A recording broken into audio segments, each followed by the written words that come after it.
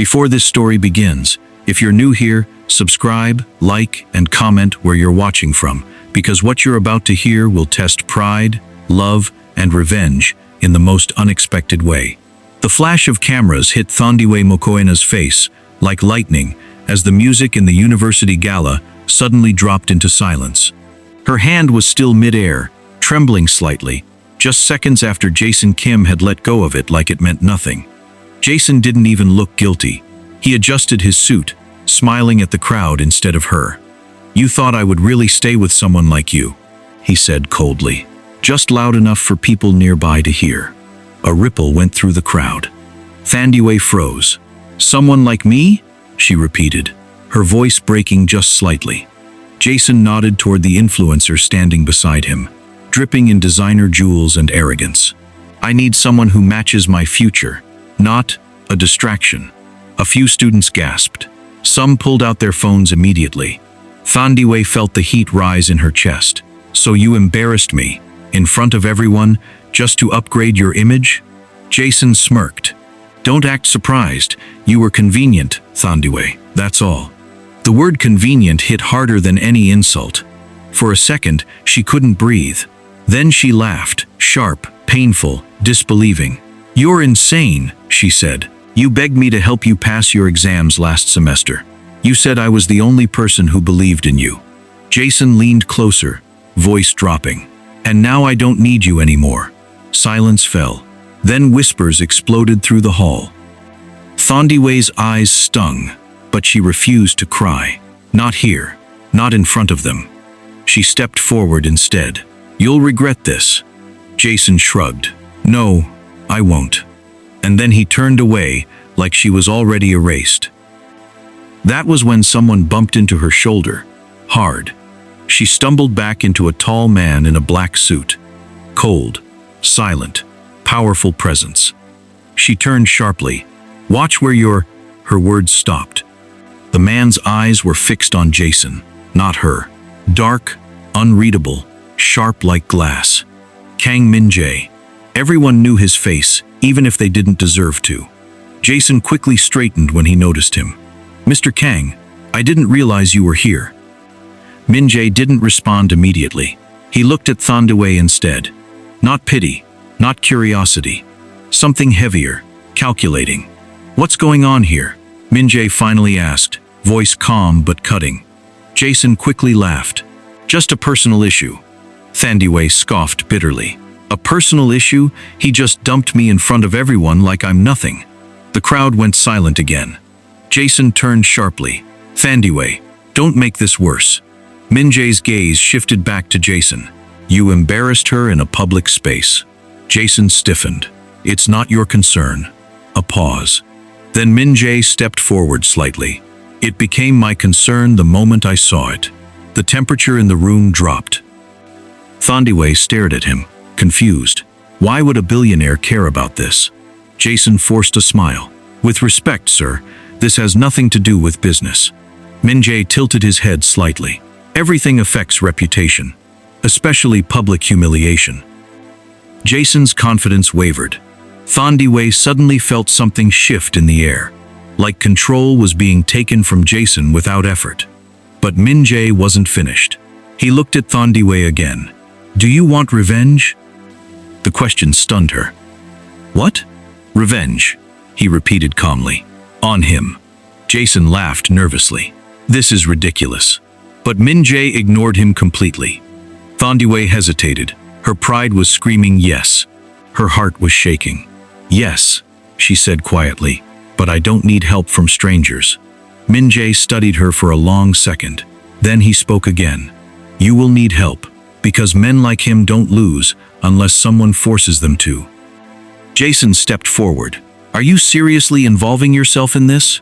Min-jae finally looked at him directly. "You made her look disposable," he said. "Now you'll learn what it feels like when someone stops being disposable." Jason's face tightened. Thandiwe felt her breath catch. She didn't understand what was happening anymore. Min-jae turned slightly toward her. "I have a proposal," he said. Her brows furrowed. "What kind of proposal?" His voice dropped lower, controlled, unreadable. Fake date me. The words hit her like a shockwave. Jason laughed out loud. What? Are you joking?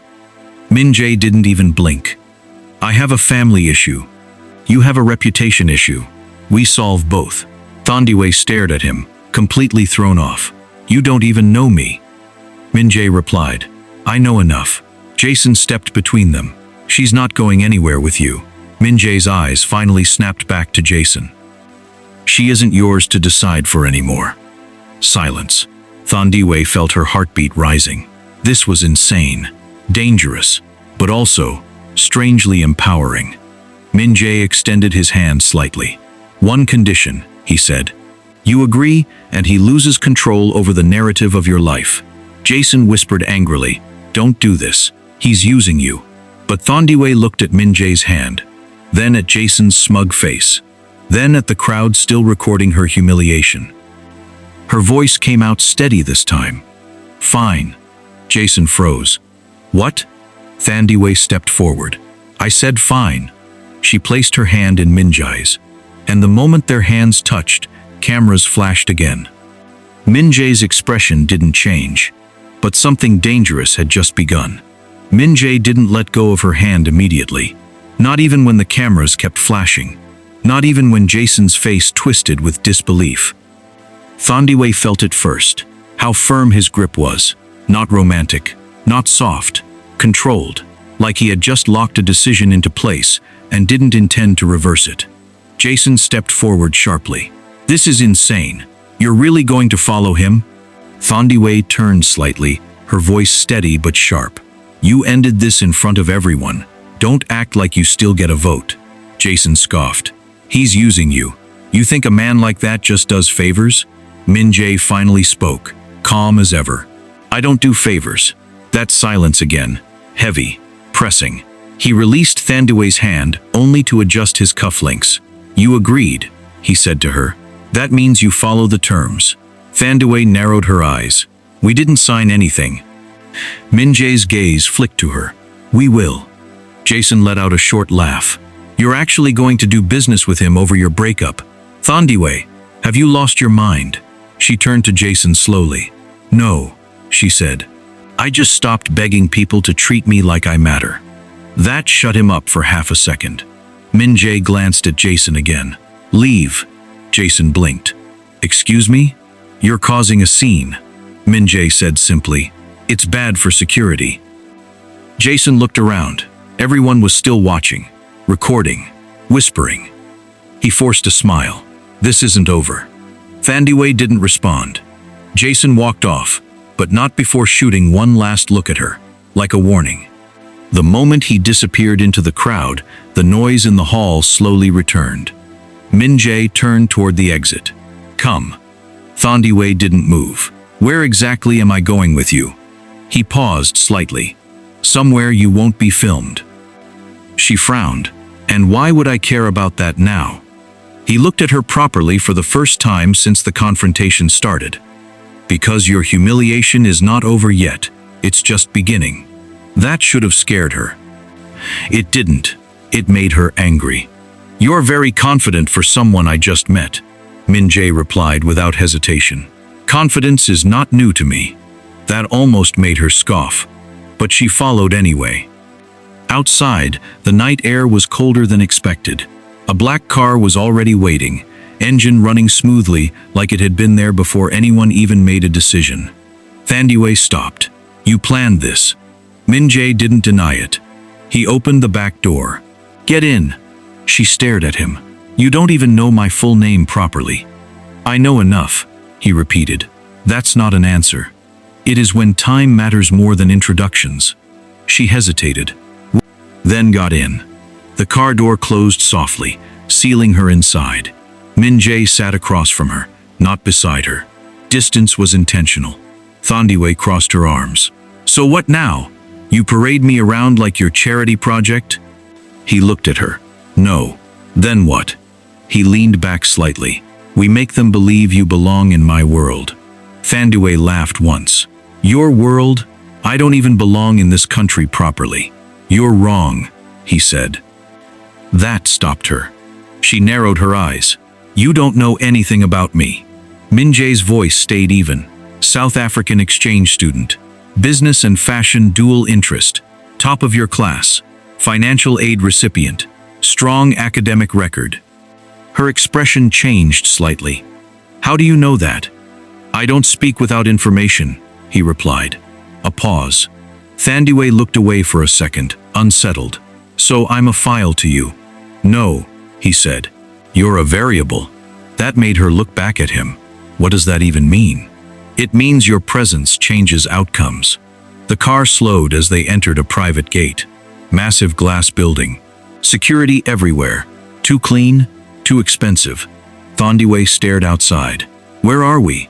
My residence, Min-jae said. Her eyes widened slightly. Your house is a skyscraper? It's efficient. She let out a breath. Of course it is. The car stopped. Before she could hesitate further, he spoke again. One rule. She looked at him. Don't act weak here, he said. Her jaw tightened. Excuse me? You agreed to a deal that will be watched closely, he continued. People here survive on perception. If you break, they will destroy you. Thandiwe leaned forward slightly. I didn't break in that hall. A pause. Min-jae studied her again. Good. The door opened. She stepped out, and immediately cameras flashed from a distance. Press already gathering behind barriers she hadn't noticed before. Her stomach dropped slightly. You brought media here? They follow me, he said simply. She turned sharply. You're setting me up. No, he replied. I'm placing you in position. She didn't like that answer. At all. But before she could argue, a staff member approached, bowing deeply to Min-jae. Welcome back, sir. Then the staff member looked at Thandiwe, confused, curious, assessing. Min-jae spoke before questions came. My guest. That word landed differently than expected. Guest. Not outsider, not experiment, not mistake. Thandiwe walked beside him as they entered the building, feeling the weight of every gaze shift onto her. And somewhere behind them, Jason Kim was already watching the news unfold on his phone. And smiling. Inside the glass building, silence felt expensive. Thandiwe's footsteps echoed slightly as she followed Min-jae through a corridor lined with art pieces and soft golden lighting. Everything looked curated, controlled, untouchable. She leaned closer, lowering her voice. So, this is your plan? Bring me here and turn me into gossip material? Min-jae didn't slow down. You were already gossip material. She shot him a look. You're not exactly comforting. You know that? I'm not trying to comfort you. That stung more than she expected. They stopped in front of a private elevator. He pressed a key card against the panel, and the doors opened instantly. Thandiwe hesitated. If I step into that elevator, I'm officially involved in whatever madness this is. Min-jae looked at her. You already are. A beat. Then she stepped in. The doors closed, sealing them in a quiet space that felt even smaller than the car. For the first time, the distance between them felt unavoidable. Thandiwe crossed her arms again. So what exactly are the rules of this fake relationship? Min-jae kept his eyes forward. Public appearances. Controlled narrative. Consistency. That sounds like I signed up to be an actress. In a way, he said. She exhaled sharply. And what do I get out of this besides more attention and stress? Min-jae turned his head slightly toward her. Respect. She laughed lightly, almost bitter. Respect doesn't pay rent. He paused. It can change your entire life. That made her go quiet for a moment. The elevator chimed softly as it reached the top floor. The doors opened into a wide penthouse space overlooking Seoul's skyline. The city lights stretched endlessly like a living ocean. Thandiwe stepped out slowly, trying not to look overwhelmed. But it was hard not to. This is insane, she whispered. Min-jae walked past her. Stay focused. She turned. You say that like I'm the one who dragged a stranger into my life. He stopped near a table and placed a file down. Contract, he said. She blinked. You actually wrote one? He slid it toward her. I don't improvise important decisions. Thandiwe opened it and scanned quickly. Her eyes narrowed. No emotional attachment, she read out loud. No public contradictions. Minimum 6 months duration. She looked up. 6 months? It can end earlier if necessary. She scoffed. Necessary for who? For both of us. She flipped another page. This is insane. You even wrote no romantic interference from third parties. Are you serious? Min-jae replied calmly. It prevents chaos. She stared at him. You think love is chaos? His silence was answer enough. That bothered her more than she wanted to admit. She closed the file. And what happens if I refuse after signing this? You walk out, he said simply. And tomorrow, your humiliation becomes permanent. He wins. You lose. Her jaw tightened at the mention of Jason. Min-jae continued. Or you accept, and the narrative changes. Thandiwe looked away toward the glass wall. The city looked beautiful from here. Unreal. Detached from everything she knew. You really think I care about revenge that much? She asked quietly. Min-jae didn't answer immediately. Then, you do. Otherwise you wouldn't still be standing here. That silence hit harder than expected. She turned back slowly. You're very confident in reading people. I have to be. Why? He paused for a fraction of a second. Because mistakes are expensive, where I come from. That was the first time his voice sounded slightly different. Not softer, just less sharp. Thandiwe studied him carefully now.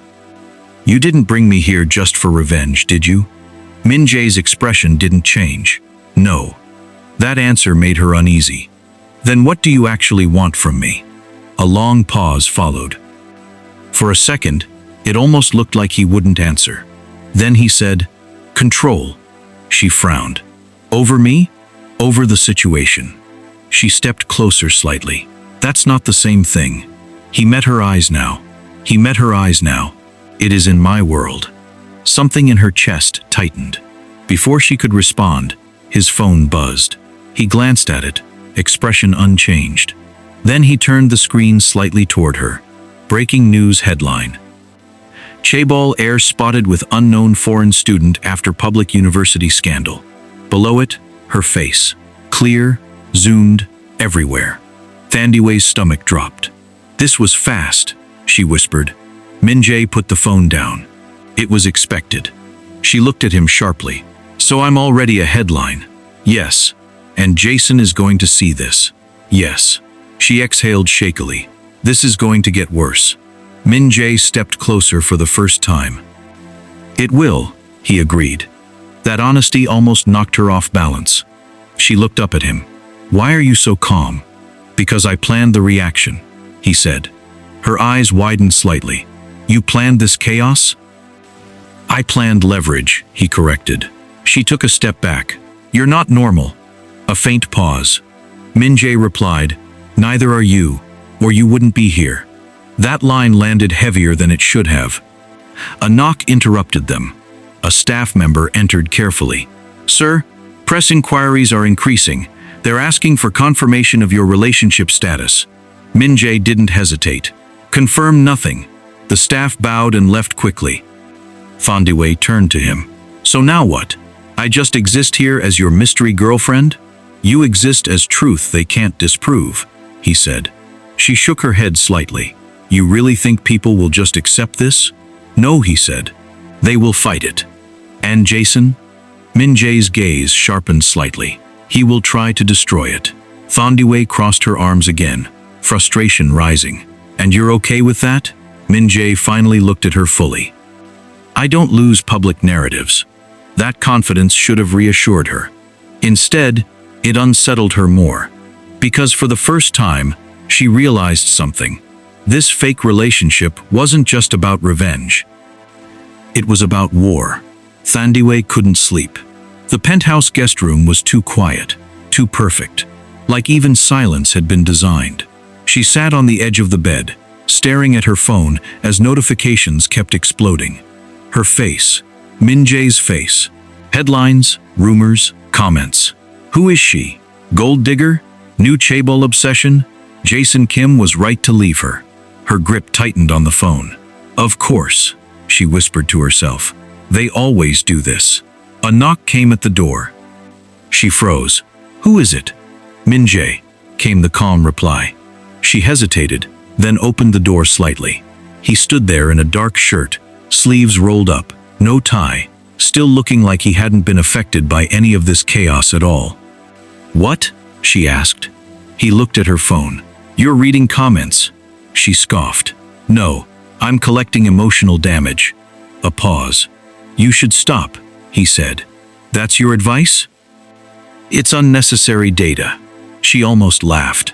"I'm not a machine like you." His eyes narrowed slightly. "You're not supposed to be." That surprised her into silence. He stepped slightly into the doorway, but didn't enter fully. "There will be a press conference tomorrow," he said. Her eyes widened. "Already? It has to be controlled before it escalates." She shook her head. "You're moving too fast. This isn't a business deal, Min-jae. This is my life." His gaze stayed steady. "It is now both." That made her stomach twist. She turned away. "I don't even know what I'm doing here anymore." A beat of silence. Then Jason's voice flashed in her mind again. "You were convenient." Her voice dropped. "You know what's funny?" Min-jae didn't respond. "I thought I came here to get revenge on him," she said quietly. "But now I feel like I just walked into another kind of trap." That finally made Min-jae step inside. Slow, controlled. "I don't trap people," he said. She looked at him sharply. "You manage them." A flicker passed in his eyes. Small, but real. "Maybe," he admitted. That honesty unsettled her more than denial would have. The room went quiet again. Then Min-jae spoke. "Tell me something." She frowned. "What? Why him?" The question caught her off guard. She blinked. "What do you mean? Why did you stay with someone like him long enough to be hurt by him?" That question hit deeper than she expected. She looked away. "That's none of your business." "It is now," he said simply. Silence stretched. Then she exhaled sharply. "Because I thought people could change." Min-jae watched her carefully. "And?" he asked. She gave a small, bitter laugh. "And I was wrong." Another silence. Then Min-jae said something quieter than before. "People don't change under comfort, only under pressure." She looked at him. "Is that what you believe about yourself too?" A pause. "Yes." That answer lingered in the air longer than anything else tonight. Downstairs, the press conference room was already being prepared. Cameras, lights, microphones. The war was about to go public. If you're still watching, comment Team Thandiwe or Team Min-jae right now, because things are about to get even more complicated. The next day came too fast. Thandiwe stood beside Min-jae in front of a wall of flashing cameras. Reporters shouted from every direction. "Is she your girlfriend? Is this a publicity stunt? Did you replace Jason Kim's ex? Is this a contract relationship?" Min-jae raised a hand slightly. Silence fell instantly. Thandiwe whispered under her breath. "You do that a lot." He didn't look at her. "Watch." He stepped forward slightly. "This relationship is real," he said. Murmurs exploded immediately. Thandiwe's head snapped toward him. "What?" he continued calmly. "And it is not open for speculation." Reporters went wild. Jason's name was suddenly thrown into the chaos. "And what about Jason Kim? Did you steal his girlfriend?" Min-jae's eyes hardened slightly. He lost what he did not value. That line hit like a strike. Thandiwe felt her heart pound. Jason's image flashed across screens again, his humiliation now public. But something inside her didn't feel like victory. It felt heavier. After the conference, as they stepped away from the cameras, she grabbed Min-jae's arm. "Wait." He turned slightly. Her voice lowered. "You said it was fake." A pause. Min-jae looked at her for a long moment, then said quietly, "It was." That silence between them changed again. Thandiwe stared at him. "Then why did you just tell the entire world it's real?" Min-jae didn't answer immediately. For once, his control didn't come instantly. Then he said, "Because fake things don't survive pressure." She let go of his arm slowly. "That's not an answer," she said. He looked at her, something unreadable behind his expression. "It is the only one that matters." A long pause. Then she whispered, "So what happens when the pressure becomes too much?" Min-jae's gaze held hers, and for the first time, there was no confidence in his answer. Then we see what survives. The distance between them suddenly felt smaller, and far more dangerous than before, because somewhere between revenge, control, and fake smiles, something real had already started forming. And neither of them knew who would break first. If this story kept you hooked till the end, don't forget to like, subscribe, and drop a comment about what you think. Did their love start as fake, or was it real from the beginning? Tell me in the comments.